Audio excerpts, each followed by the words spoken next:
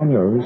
I think if you're not nervous, then you shouldn't be here. I think nervousness brings excitement. These are the games that, Coach Smith used to tell me about.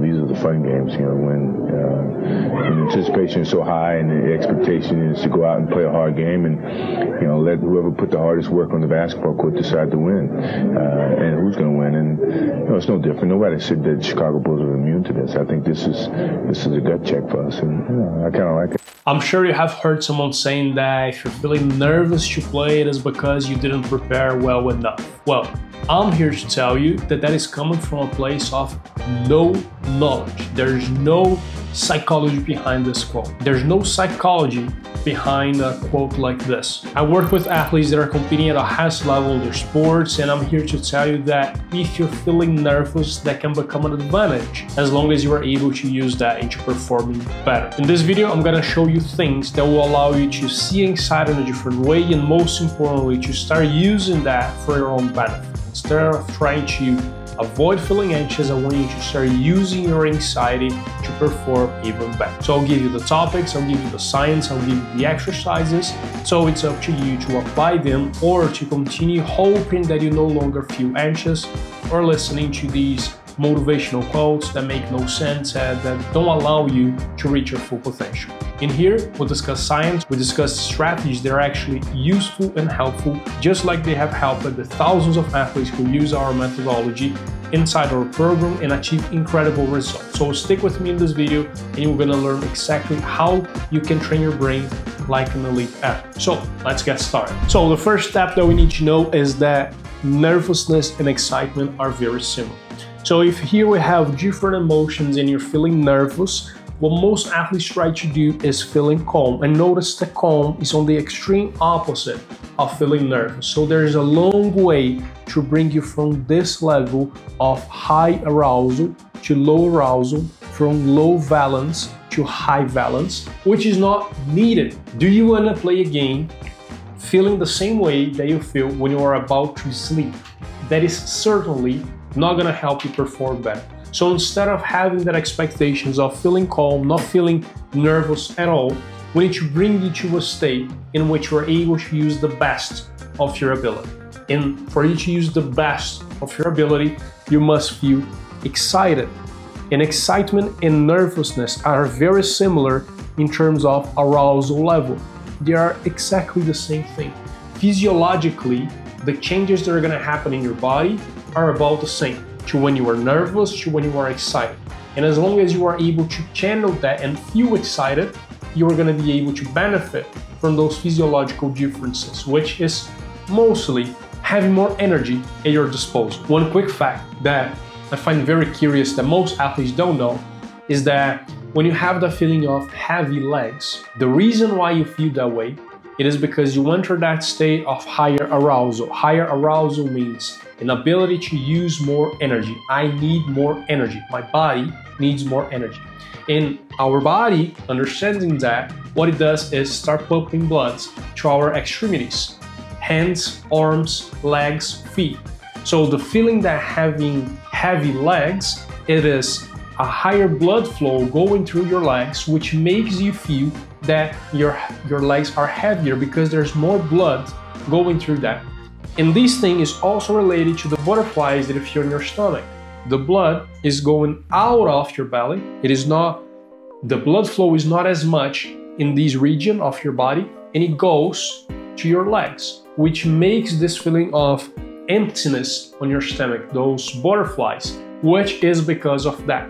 As long as we are able to embrace and start acknowledging those things as I am starting to get excited, I am starting to get prepared to play an important game, I am getting prepared to perform at my best. As long as we can reframe these physiological symptoms into excitement rather than nervousness, we start looking forward to that, which brings you from this state here of low valence to high valence, that you feel excited, that you feel like this is what is supposed to happen. I am getting ready, instead of I shouldn't be feeling this way.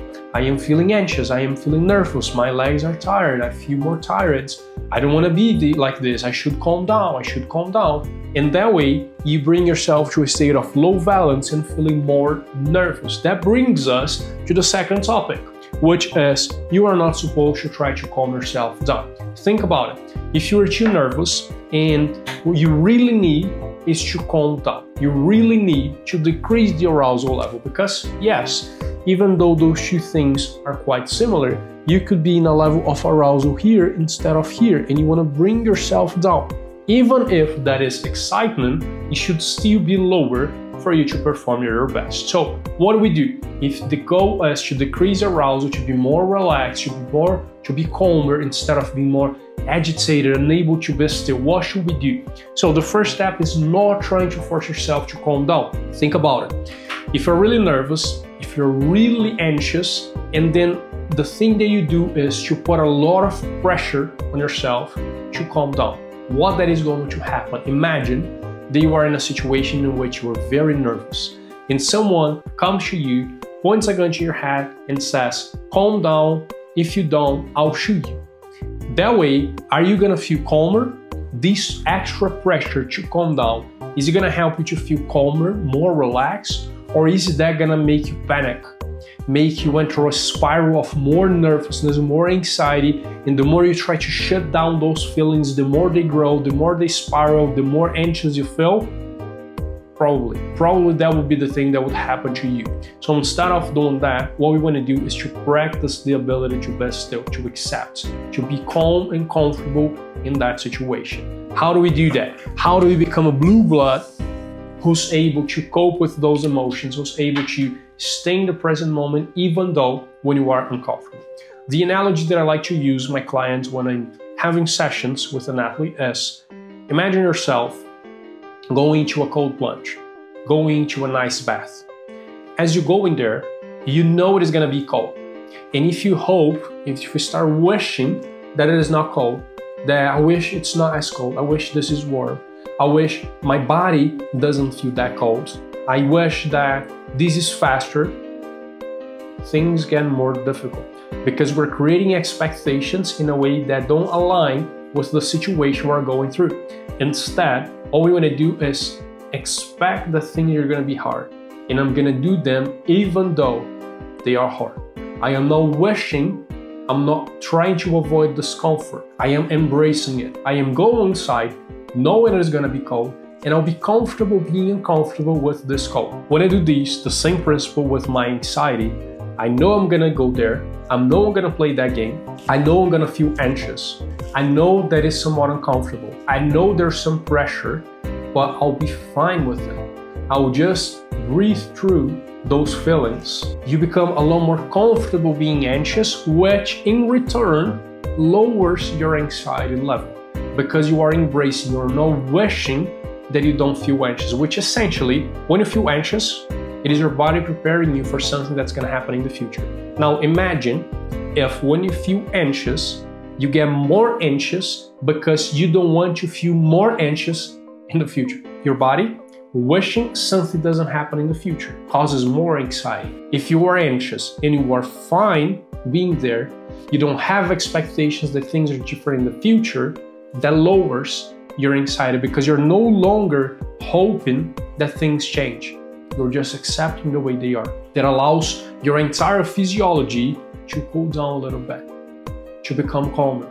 And as you focus on your breath and you are just calm, just as if you are sitting on a cold plunge and being fine, being cold, you put yourself in control of your body, lowering your anxiety, bringing yourself from a high arousal level to an intermediate arousal level, feeling excited. Last point before that, which gives you this hope that the probability of a positive outcome, it's gonna happen.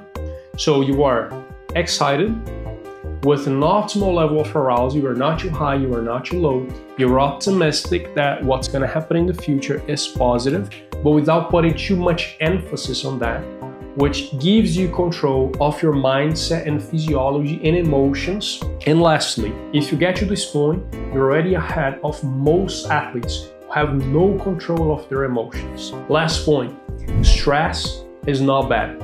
If you are hoping to feel calm all the time, it is not going to happen. And if you were able to make it happen, you wouldn't create positive results. Now, all we want to do is maintain this calmness before the game, not during. The fact that you feel nervous hours before and during the game, it's positive. But the negative thing is when you start playing the game before the game starts. What I mean by this is the problem with most athletes is that they get this level of excitement or nervousness, a high level of arousal, hours before the game. So imagine that here it's 48 hours before the game, 24 hours before the game, 12 hours before the game, and here game begins. Notice that this one in black, it is getting nervous and anxious about 36 hours before the game. And all this time that this person is spending on being anxious or excited, the body is consuming energy. Remember when I mentioned that blood flow goes to your extremities when you notice that you need to use that energy. Imagine if you spend a day before the game in that state of consuming energy. When you get to game time, you are going to be more tired because you were consuming a lot of energy, psychological and physical, before the game even started. In that way, it is not possible that you feel comfortable being excited because you have no energy, but still your body is fighting to put you on that mode. But when game begins, your energy is down there. You have no creativity, no focus, no enjoyment, and then it is natural that you're not able to perform your best, but not because you were supposed to be calmer in the game, during the game, but because you weren't able to deal with your emotions hours before the game. It is as if you recognize that here, game time, there's a big threat that you must be ready for, that you must take care of. And then you start hours before, look how much more energy the black one spends in comparison to the blue one. Take the blue one as the ideal example. You get somewhat excited, there is a difference, and it is fine. You are not supposed to be bulletproof in terms of how you respond to a game. When game begins, anxiety and stress increase because that's part of the game. And here I was a little bit too optimistic. It's gonna probably take longer than this.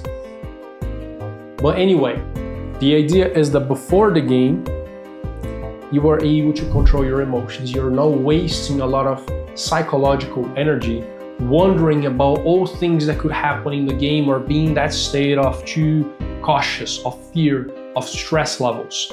If you're able to maintain this, increase and decrease as game starts, you're gonna put yourself in the optimal level to compete and then make the most out of your ability.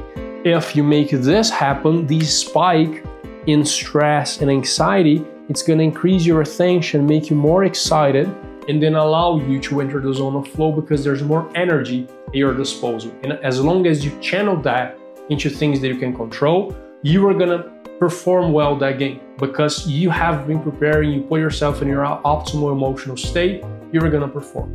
This is the idea. If you wanna know more about how you can take charge and really master the mental game like an elite athlete, I highly recommend that you click the links in the description of this video to watch a free masterclass on how you can build your confidence and master the mental game.